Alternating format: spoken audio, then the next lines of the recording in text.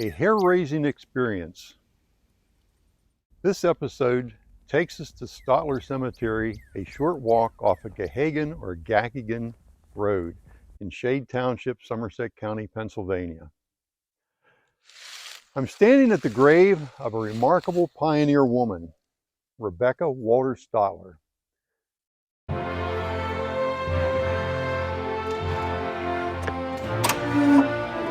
Welcome to Tales of the Alleghenies. I'm your host, Richard Sturtz.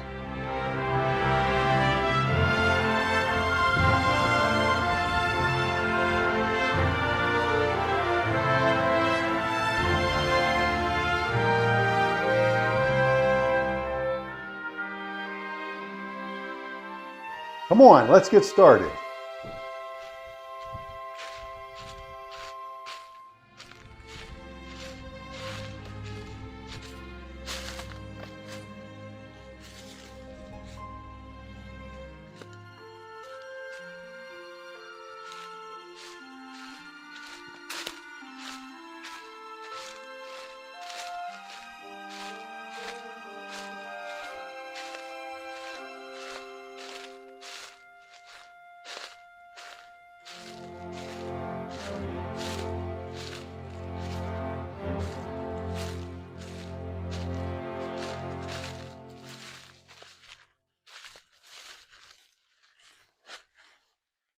It was the summer of 1756, and the world was already 2 years embroiled in the French and Indian War.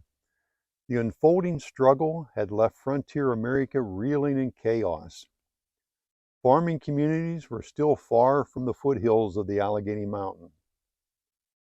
The Walter children, along with some neighboring youngsters, were frolicking outside their log cabin in present-day Franklin County, Pennsylvania, when a marauding band of Indians assailed the guileless children. Violent screams of torment filled the air as playmates were scalped, killed, or dragged into captivity. Rebecca's father, who was in the cabin, and upon hearing the unrelenting cries, grabbed his rifle and ran to the cabin door. Before Mr. Walter could take any action, he was instantly killed and scalped. Mrs. Walter was at the church when the word came of the horrifying onslaught of her family.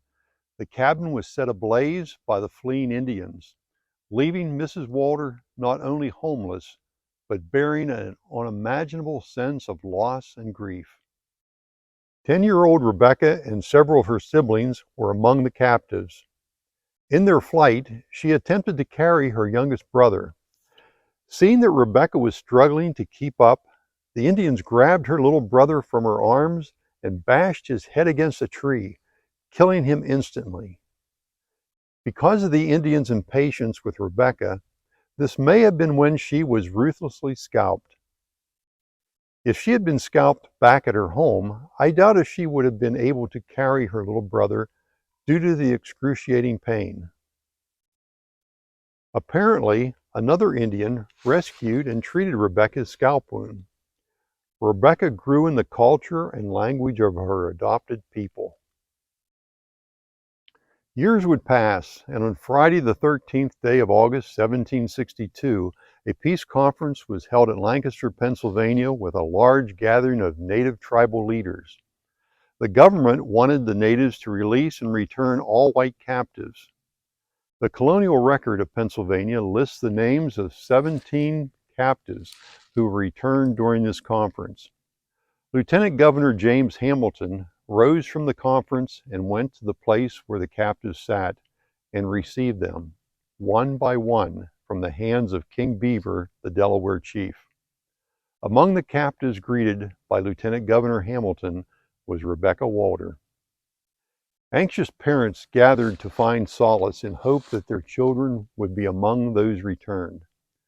The assemblage of the unrecognizable teenagers or young adults became a quandary in determining their own flesh and blood. Barbara Walter, Rebecca's mother, was among the perplexed parents. Mrs. Walter is said to have proclaimed in song an old German hymn, Allein und doch nicht ganz allein. alone yet not alone, that she had often sung to Rebecca. If Rebecca was among the captives, she hoped the hymn would evoke an awakening of a childhood memory. Before Mrs. Walters completed the hymn, with outstretched arms, Rebecca embraced her mother.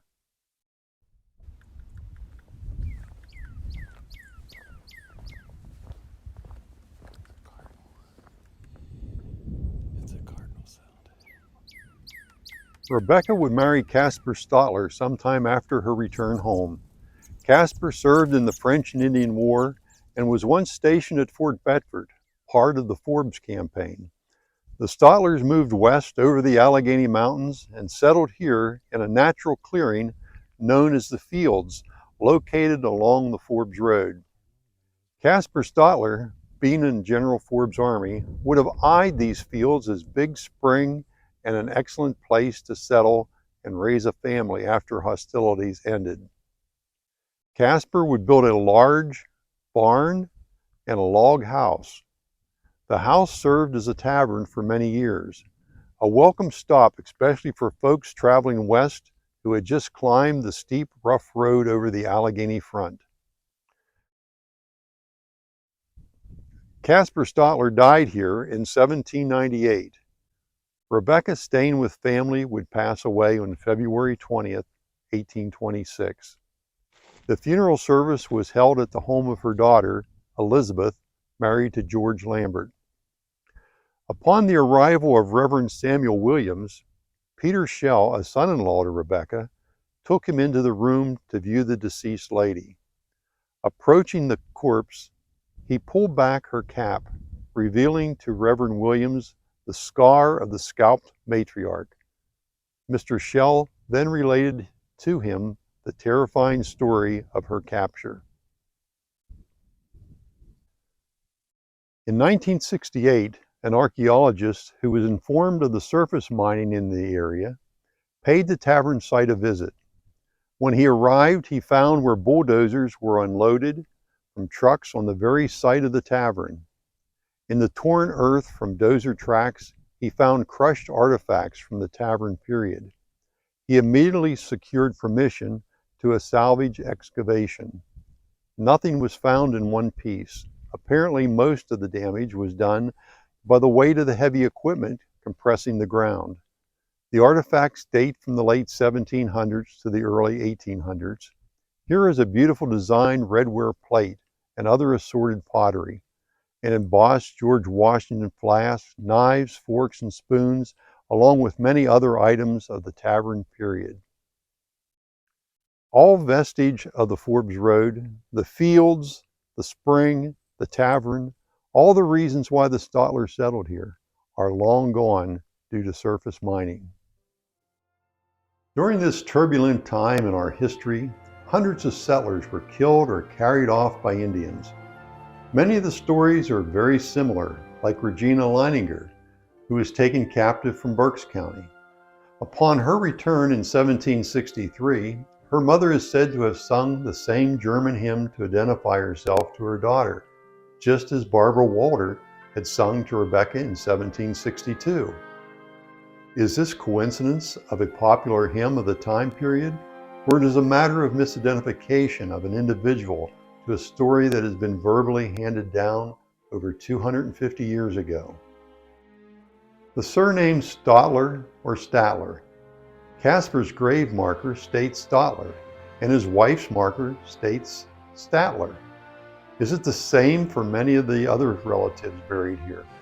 Here in Somerset County, we use the name Stotler.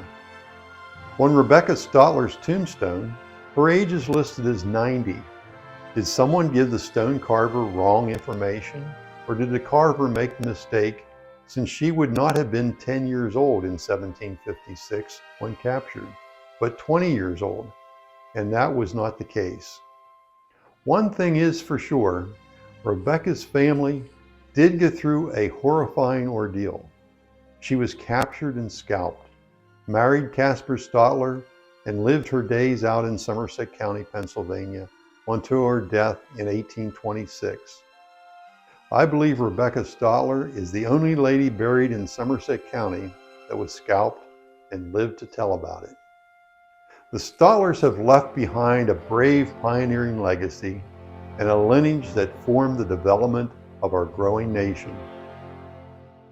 Thank you for watching Tales of the Alleghenies.